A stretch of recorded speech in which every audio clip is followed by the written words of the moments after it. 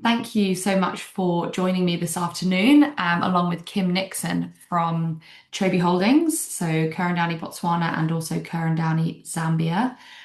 Today, we will be presenting King Lewanika Lodge in the Liuwa Plain National Park in Zambia.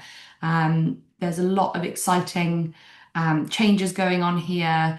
Ker Downey have done a lot to make this lodge really accessible and really sellable for you guys in wider kind of Zambia and Botswana itineraries. So I'll let Kim go into all of that.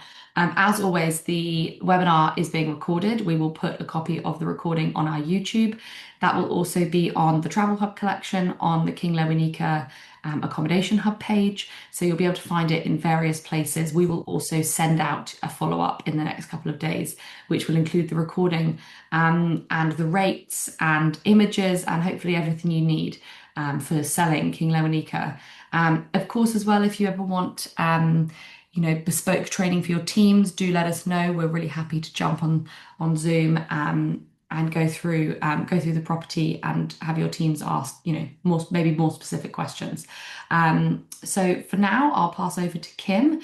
If you've got any questions throughout the webinar, do pop them in the Q&A, and we will get to those at the end. Thank you very much, Alice, and good morning, good afternoon to everybody who's joined the webinar, and thank you very much for your time today. This is my first webinar back from leave. I've just returned from a holiday with my family up there, and we explored a variety of incredible places in Botswana. Ker Downey's portfolios up there. It's nice when it's the rainy season, things cool down, everything goes green, and the animals are fit, fat, and flourishing, as my family like to talk about. I'm going to talk today specifically about Ker Downey and our activities in Zambia, our plans for the future and developments, as well as the transformational changes that have literally just been launched today with regard to King Lewanika Lodge. And we really have been very hard at work in terms of making improvements, firstly to accessibility, as well as then to the product itself and the comfort in the camp, as well as the ability to follow the migration. And I'll explain some of that as we go through the presentation. I like to try and do this in a fashion that provides some informative information as to how the ecosystem functions, and I hope that you enjoy the presentation. I'll be happy to take questions toward the end of the presentation in writing by voice, and Alice will help to make sure that's nice and organized. So Zambia, as most of you will know, is a tourism destination that is swiftly on the rise.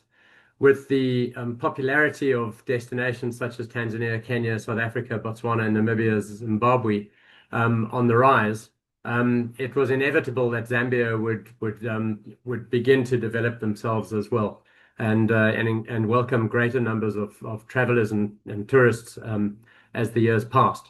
Zambia as a country is extremely welcoming of foreign investment, and considering that it is a country that neighbors Botswana, and we have a significant footprint across in Botswana, we feel that it really is a destination that holds very similar values to those that we hold near and dear in Botswana, and has a real potential to provide superlative safari experiences for guests, along with conservation of wildlife and magnificent tracts of African landscape and wilderness. Liuwa is located in the very west of the country, and it is this beautiful grassland national park, which I'll show you shortly. But you can see that it is quite far west. In fact, it's as far away as you could possibly get from South Lewanika National Park. So it is, though, an incredibly important ecosystem type in Zambia, and it does also hold the second largest migration on the continent of wildebeest, and there's a plethora of other species that are in this incredible system. We just launched today the fact that we have purchased our own aircraft. We've purchased a Cessna 410. And as a result of that purchase, we've just launched for this safari season, beginning from the beginning of March, all the way through to the end of November, which is the period that we're open, that we will now provide daily access, not scheduled access, daily access into and out of King Lewanika from Lusaka and also from Livingston on a daily basis. There is, in terms of the scheduling of the aircraft, we've been able to do it in such a fashion that it does not force you to have an overnight in Lusaka, which was the case before when selling King Lewanika.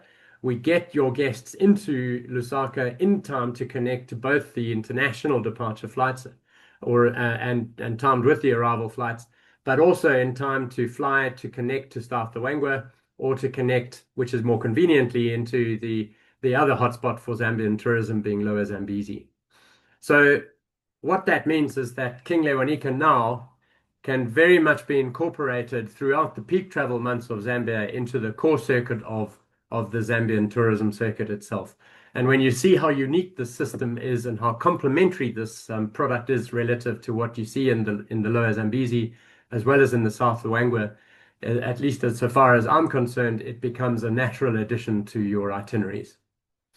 The rack rate at King Lewanika for this financial year is $1,200 per person per night sharing.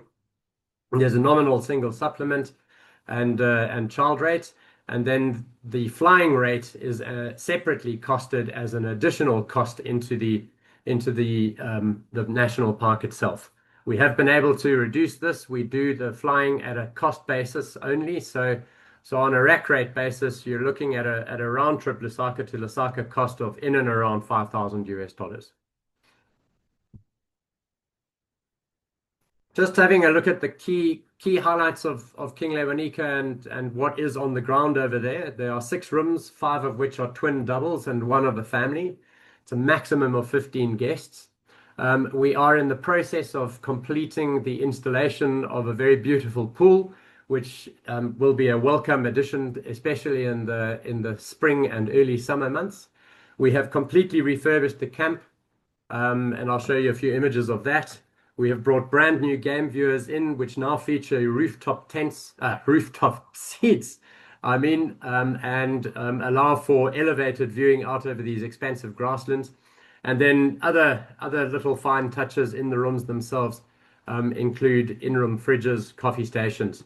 One of the most innovative additions to King Lewanika has been the addition of a fly camp. And what this fly camp does is it allows for us to follow the migration when it travels up into the north, and I'll explain that when I explain the migration to you. As mentioned earlier on, there's a Cessna 210, and we land at an airstrip called Matamaneni Airstrip, which is a mere 6 minutes from the camp itself. We land in the middle of this epic grassland, and then you have a very short little nature drive into camp itself. In contrast to the way King Lewanika was historically operated, we're open on the 1st of March and we close in December when the rainy seasons really start in earnest. And we concentrate on following the migration as well as exploring these extraordinary grasslands and knolled forested woodlands, islands during the time that guests are with us. When the migration moves, then we have all-day experiences and the sleep outs, and that starts in June, and I'll explain how that works.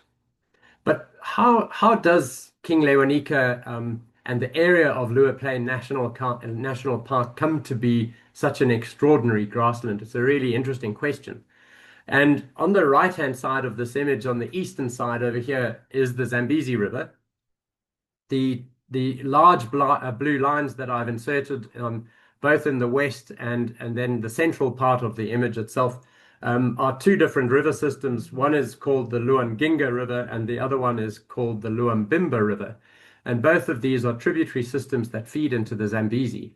And so what happens in late November, early December, when the rains start in earnest, is that there is a large amount of water that comes crashing out of the sky. So much so that the tributaries fill the Zambezi up to an extent that it almost overflows its banks. And in fact, what it does is it pushes the water back up these river systems and back into the higher lying areas where the rains have actually fallen.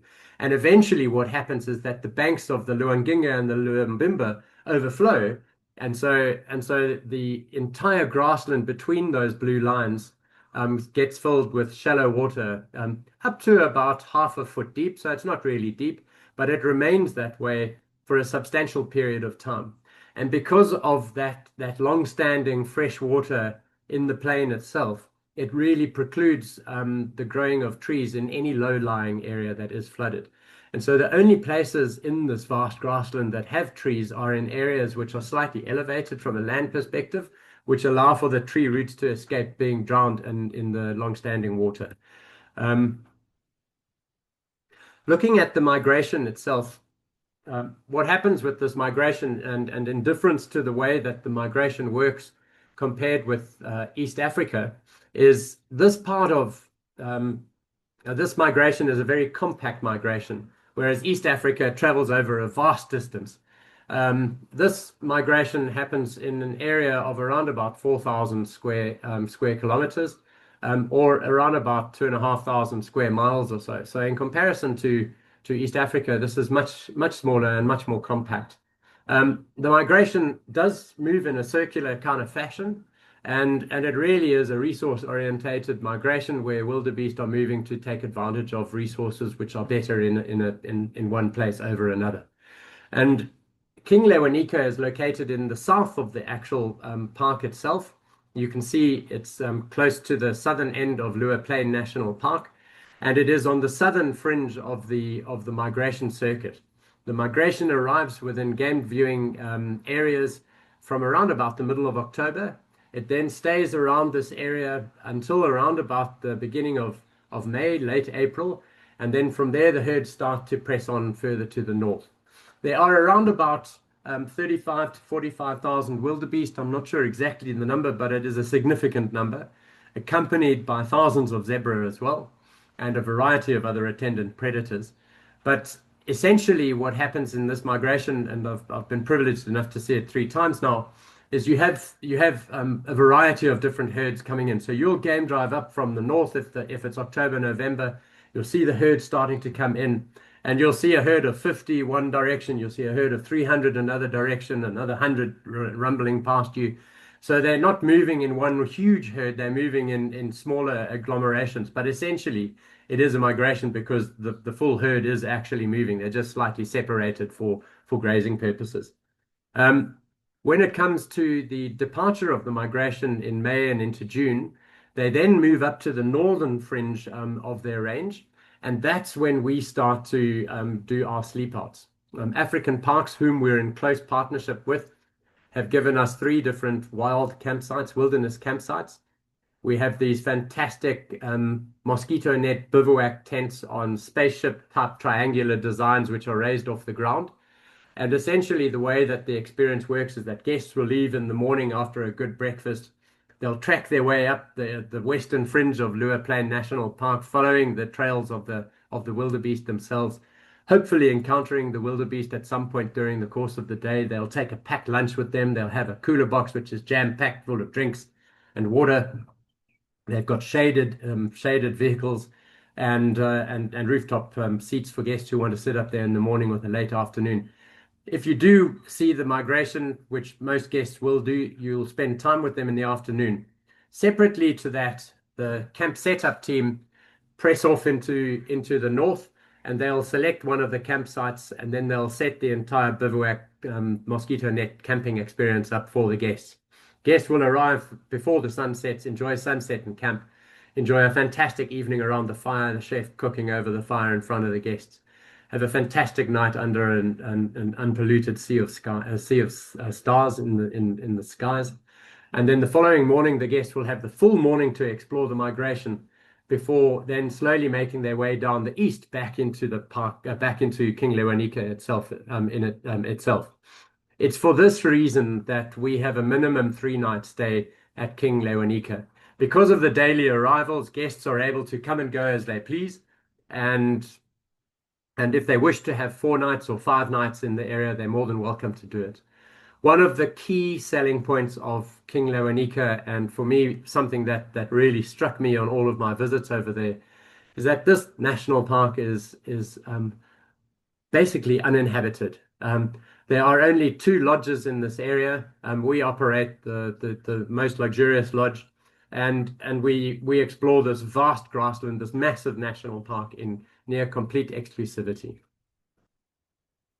So looking at the habitat itself, this is what the grasslands look like. You'll find that across the grassland, you'll have these dotted areas where you've got either permanent water or long-standing water that comes through during the rains of every year. For many months of the year, the rivers actually continue to flow. They then slowly trickle down to a trickle and eventually dry up with some pools here and there and some seeps. And the migration moves based on where the grazing is best and where water is best as well, and the two primary survival needs of wildlife. But King Lewanika is not only about the wildebeest. There are a great population of zebra, very good populations of eland, extremely good populations of Liechtenstein hartebeest, red lechwe, and then grassland specialist species such as oribi. There are in excess of 350 species of birds inside this national park, and for people that are experienced Africa lovers, this is quite a fantastic place to go. There are good populations of special birds, including pink-throated longclaws, Denham's busted, grey-crowned cranes, and very good populations of wattled crane. It is what is known as a Ramsar wetland site, an international area of birding importance. And what I really love about this area is that been very privileged to see flocks of over 300 wattled crane and flocks of over 300 crowned crane and flocks of over 60 wattled crane flying overhead. It's a magnificent sight. Not even in Botswana can you see that. And these grey crowned cranes, they always make me laugh because they I don't think are a very intelligent bird because they can only count to one. And when an entire flock of 300 fly over your head, all you hear as they fly over your head is their sound, which is one, one, one, one, one, one, and off they go. It's a fantastic experience. There are a good population of lion in terms of predators, good side-striped jackal in this area. Cheetah, wild dog are in the area. There are 2 packs of wild dog now. And then the dominant predator is actually the spotted hyena. They have a variety of top clans in this area. Quite interestingly, they don't scavenge much at all here. In fact, the majority of their nutrition comes from hunting, and there's a very good chance, especially with this number of wildebeest on the move, that you could come across hyena on the hunt in the early morning or in the crepuscular period in the late evening as the sun is setting.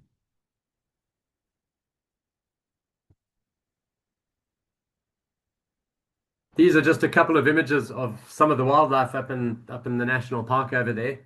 Whenever I look at this image, I think that this hyena needs to go see my dentist more than me. And as you can see, this grassland is pristine. It is in very good condition, and as a result of it being in good condition with highly palatable grass species with high nutrient value, you find that the herbivores are in very, very good shape. Good population of lion, as I mentioned, around about 30 strong and growing. And then these are some of the birds that are easily encountered. And for anybody that is a photographer or enjoys photography, these types of species are incredible to photograph.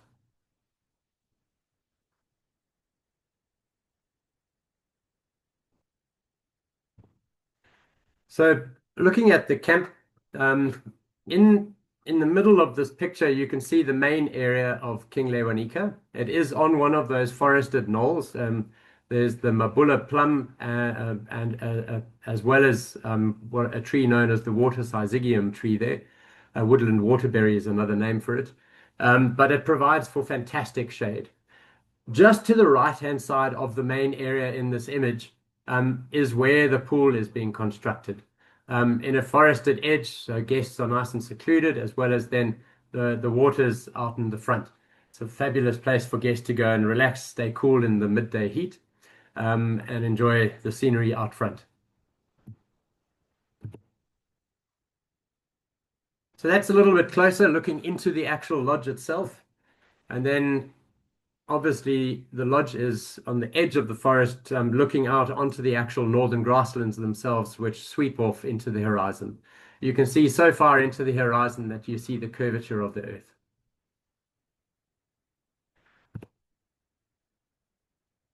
The rooms themselves are very, very beautiful and well appointed.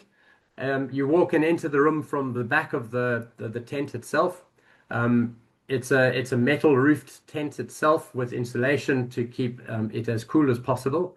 Vast opening gauze net fronted side parts to the room to enhance the view of that epic grassland. But on the right, as you walk into the room, is the bedroom area. In the central part of the room is the lounge area and your desk area. And then to the very right, you have both your indoor bathroom as well as your outdoor shower on the outside. Um, Really beautiful rooms. There are four game drive vehicles in this area, so you can imagine being in this massive national park with just four game viewers driving around. Obviously, what will happen at night time is we will close up the gauze so that when the lights are on, there are no insects that come into the room. You can notice that around the tent, around the room, around the bedroom area itself, there's an expensive mosquito net, and that's to make sure that there aren't any bugs that bother the guests while they're in camp itself. I was actually really impressed. Really didn't come across much in the way of mosquitoes during my times up there, and I was there on two of the occasions when it was more wet.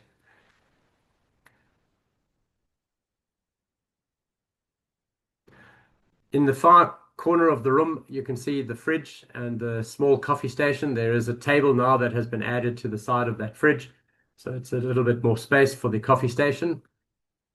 And then this is the bathroom itself, looking out onto the view. It really is a very beautiful location to have a lodge. In terms of the activities that we have going in King Lewanika, there are a variety of experiences that guests can enjoy. Most of the experience, I must say, is focused on the game viewing by both day and by night, as well as walking safaris. You always travel out with a Zawa Scout, a member of the National Scouts, National Game Scouts of the country. Seasonally, we are able to offer canoeing, and that's mostly from about March through to the end of June or early July. For guests who are really interested, we are able to drive into a village called Kalabo to go and visit the communities, the fishing communities closer to that side, which is in the west of the park itself. It's about a 2 hour drive one way to get there, 2.5 hours sometimes if the sand is thin.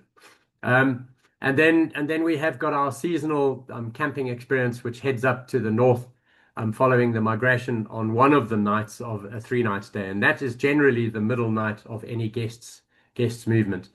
In camp, there is now the pool for guests to relax in the midday heat, but there are also in-room spa therapies that are available, as well as early morning yoga excursions by a qualified yoga instructor in camp itself.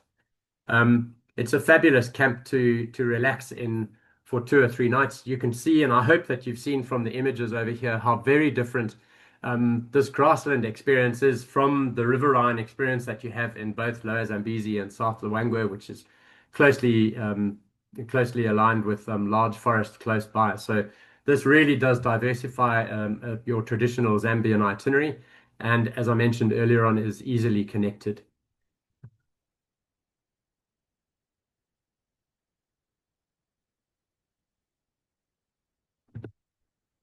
And that is the summary of King Lewanika. I really hope that you've enjoyed the changes that we've made. Ker Downey is investing heavily in Zambia itself. We are in the process of finalizing plans to further our expansion into Lower Zambezi National Park itself. And together with our flying, which we will further expand, we hope to create a central western circuit in this fantastic country into the future. And we look forward to building it together with yourselves, and very much look forward to hosting your guests when they do travel. Thank you very much for the time. Amazing. Thank you, Kim. That was brilliant. Um, We have got a question here. If you've got any questions, do please pop them in the Q&A and we can answer those now. So Marco has asked, how much does the fly camping cost extra? It's complimentary as part of your nightly rate. Amazing, thank you. Um, Let me have a quick look in the chat. I would also like to just add, Alice, if I may, that the Mm, sleep out experience isn't compulsory. I highly mm, recommend it because there is nothing quite like being closer to nature in a sleep out like this. yeah. But should guests not wish to do the sleep out, then we do just return back down to King Lewanika camp itself. Fab. But as I mentioned, I highly recommend heading out and finding this migration and enjoying it. It's a once in a lifetime opportunity. Amazing. Yeah, I agree. We have also had a question. What age is the fly camping possible? So the fly camping would be possible for children from the age of 16.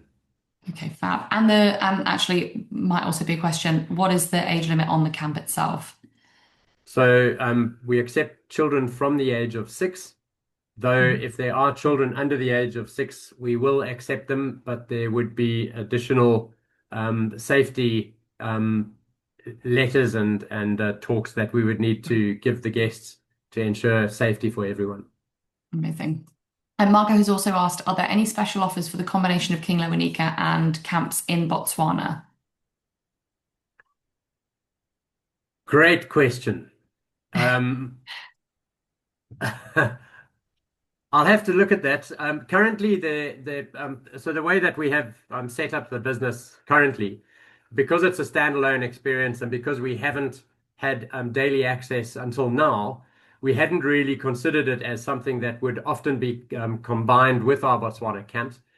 It is a great point that we do need to investigate further, and certainly what I would say is that we will introduce a long stay rate at King Lewanika that would combine with the Ker Downey camps in Botswana. So if you did 3 nights at Kanana, for example, and then with the same guest wanted to head up for 3 nights at King Lewanika, we will put a long stay rate in at the camp to take cognizance of that long stay. So yes, we Mhm. will do it, but we have unfortunately not concluded that as of yet.